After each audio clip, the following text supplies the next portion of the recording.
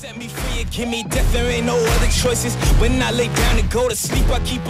amants, j'espère que vous allez tous très bien. Je vous retrouve aujourd'hui avec le sourire parce que ça me fait toujours plaisir de vous retrouver. Mais on va pas se mentir, le moral est un peu en dents de scie, je crois que c'est comme ça que je vais appeler cette vidéo. La motivation elle va, elle vient, mais des fois elle s'en va un peu trop loin.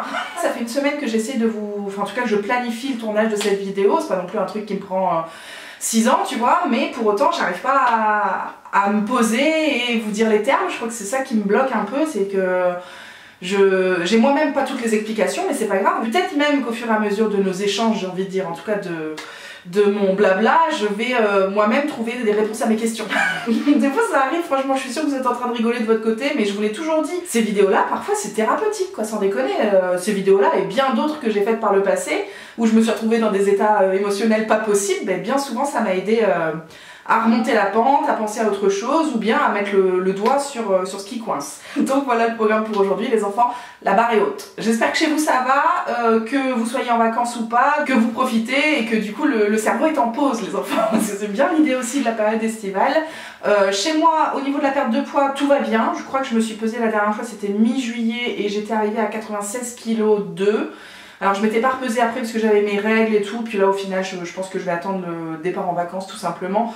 En toute sincérité je pense que depuis ces 15 jours là j'ai pas reperdu de poids, enfin je me sens pas spécialement différente, on va pas se mentir, mais le rythme de 1 kg par mois est quand même maintenu depuis plusieurs mois maintenant, et puis c'est surtout un poids que j'ai pas vu depuis franchement très longtemps, donc de ce point de vue là franchement tout est toujours très positif. En plus je commence vraiment à recevoir beaucoup de commentaires de gens qui me disent tout simplement que ça se voit que je perds du poids et tout, que je pense que c'est depuis la course à pied sincèrement que ça se voit davantage, que je m'affine davantage, même si les kilos ont baissé bien avant que je recommence à courir, je trouve que ça a vraiment donné un élan supplémentaire à ma silhouette, et donc bah, tant mieux, n'hésitez pas à me faire des compliments, je parle à vous mais je parle surtout aux gens de mon entourage, si vous trouvez qu'effectivement bah, ça avance, n'hésitez pas à me le dire parce que ça me fait du bien quoi, ça me fait du bien, surtout dans des moments comme ça, un peu charrette.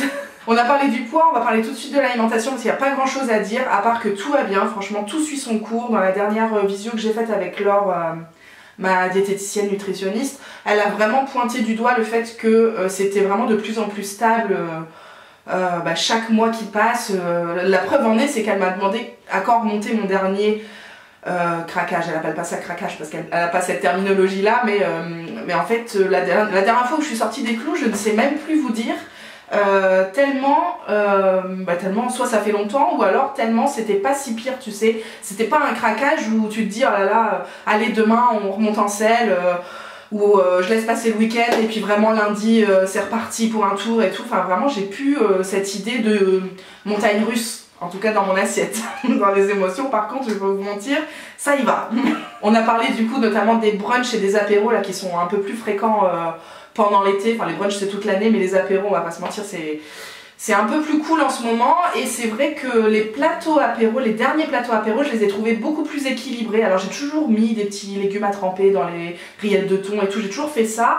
Mais j'ai trouvé que dernièrement j'avais rajouté plus de crudités, du melon, de la pastèque, j'appelle ça des crudités, pas du tout c'est des fruits, mais c'est vrai qu'il y en a plus en quantité par rapport à avant où je mettais des petites touches par-ci par-là histoire de se dire c'est pas si pire, et puis finalement c'était pas ça qui faisait la majorité de mon assiette. Et là en l'occurrence sur les derniers plateaux apéro franchement c'était bien équilibré. Je suis pas trop tentée par le sauciflard, par les chips et tout, voilà, c'est vraiment pas ce sur quoi je me jette, alors que bah, on se souvient hein, il y a quelques années c'était vraiment j'attends le vendredi soir pour découper mes rondelles.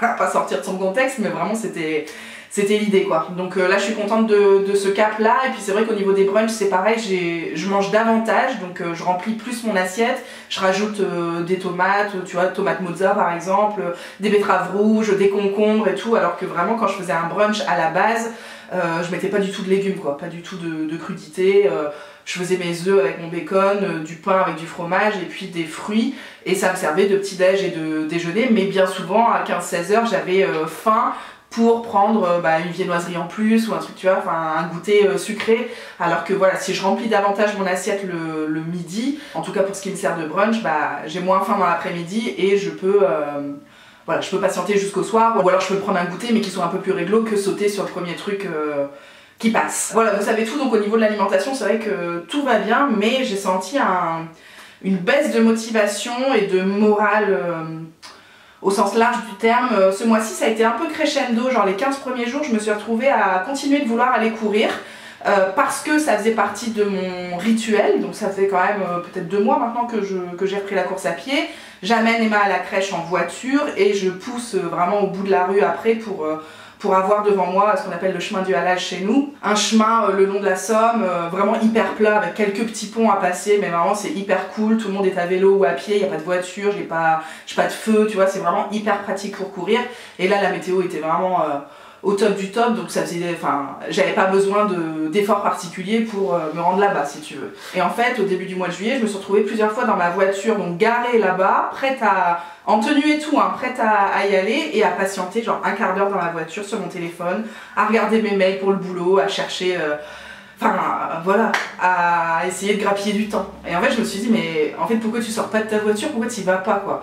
Et j'ai mis 2 semaines comme ça à rallonger de plus en plus le temps que je passais dans la voiture avant d'y aller. C'est un truc de ouf quand même de... Pourtant je suis habillée et tout, je suis prête, tu vois. Et en fait, pas manqué, hein, 15 jours après, je suis plus retournée là-bas. J'étais parfois en tenue à la maison, mais j'ai pas fait la route et j'ai arrêté de courir, quoi. Comme ça, j'ai envie de dire du jour au lendemain. Non, finalement, ça c'est un peu... c'était presque prévu dans ma tête avant même que je m'en rende compte que j'avais plus envie, quoi. J'avais plus envie, c'est un truc de fou. Pourtant, je vous dis...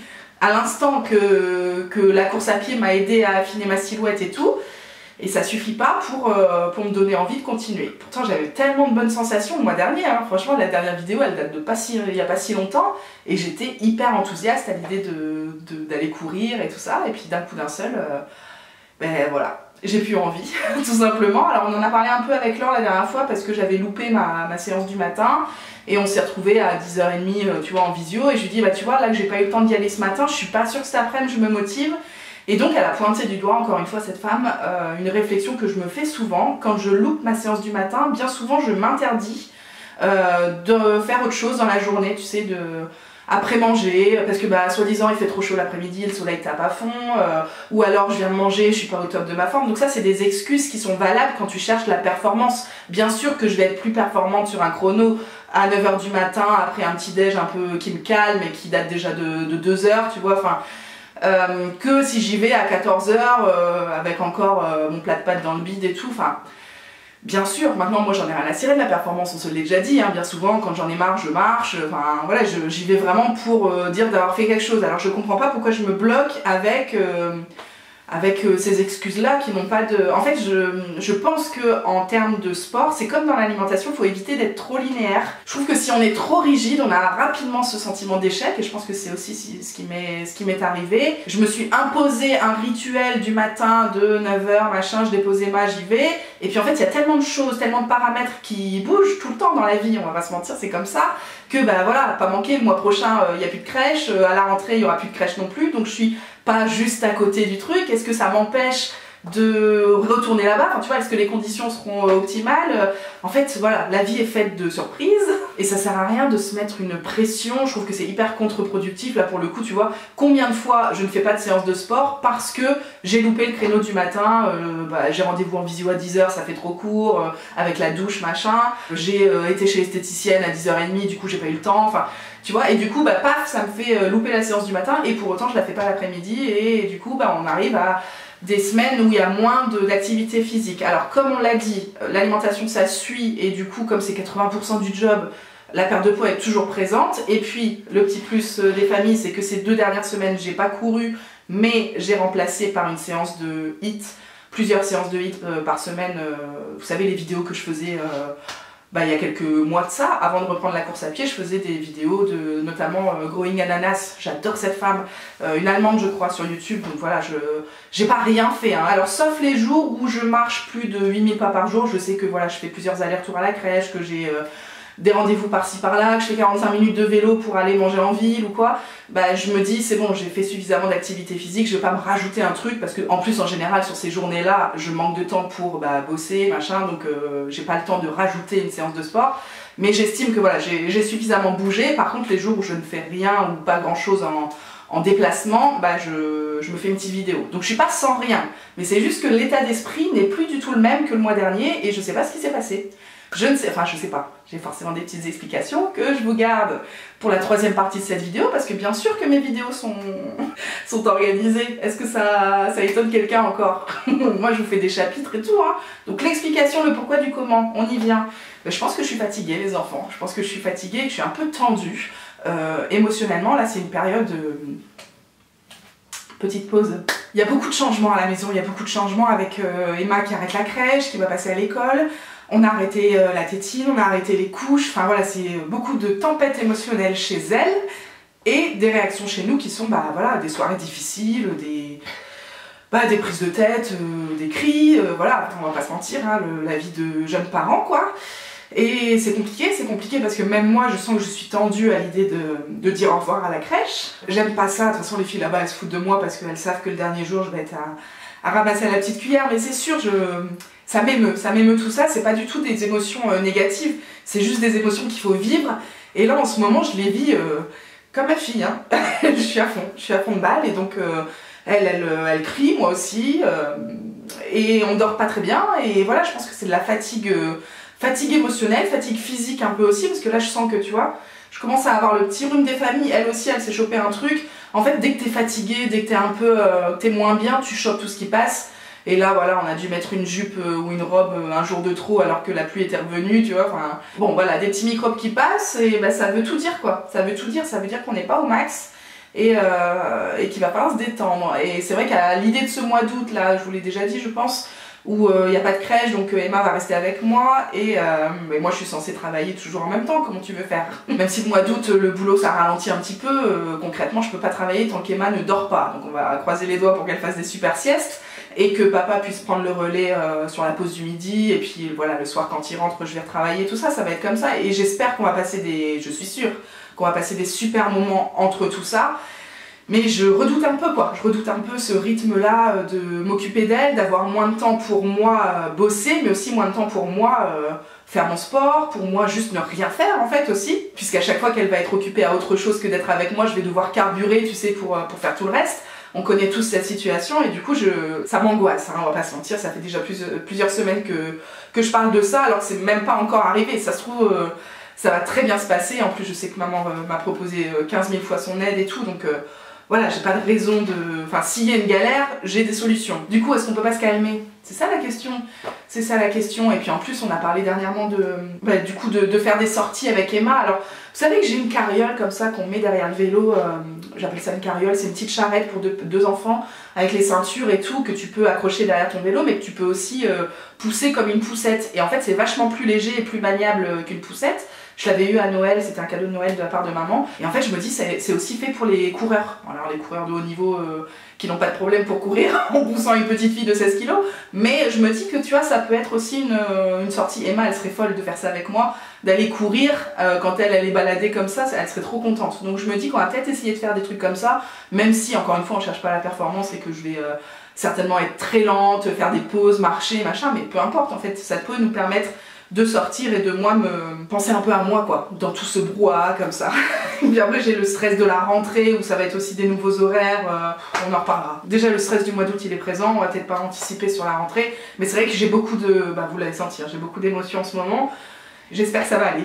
Forcément j'en reparle, mais il y a 10 ans quand j'ai perdu beaucoup de poids d'un coup, j'avais pas toutes ces contraintes là, j'avais pas ces émotions là, j'avais vraiment que moi à m'occuper. Maintenant je tiens quand même à rappeler que je suis pas malheureuse de ces contraintes, c'est juste que bien sûr ça me provoque tout ça comme émotion, mais c'est pas des émotions négatives, c'est juste encore une fois des choses qu'il faut intégrer quoi, qu'il faut accepter, qu'il faut aussi apprécier tout simplement, parce que le mois d'août ça va être peut-être un peu de stress pour bien travailler, mais beaucoup de bonheur de passer du temps avec ma fille quoi. Voilà, je vais conclure là-dessus, je vous retrouverai peut-être avant nos vacances mi-août pour vous raconter du coup les 15 premiers jours, est-ce que j'ai géré et ce qu'on a fait, et puis peut-être réfléchir à l'organisation des vacances, comment je vais essayer de maintenir le cap et puis d'avoir des petits temps pour moi alors qu'on sera pas à la maison. Voilà, j'espère que ça va chez vous les enfants, c'était plein d'émotions aujourd'hui, mais ça fait partie du game et puis je suis contente d'avoir tourné cette vidéo et de vous montrer aussi que d'un mois sur l'autre, franchement tout vacille, mais c'est ma vie, hein, c'est ma vie. Je pense que si vous me suivez depuis un moment, vous savez que Voilà, tout est possible, tout le temps. Je vous embrasse les enfants, à très bientôt pour une nouvelle vidéo. Ciao, ciao.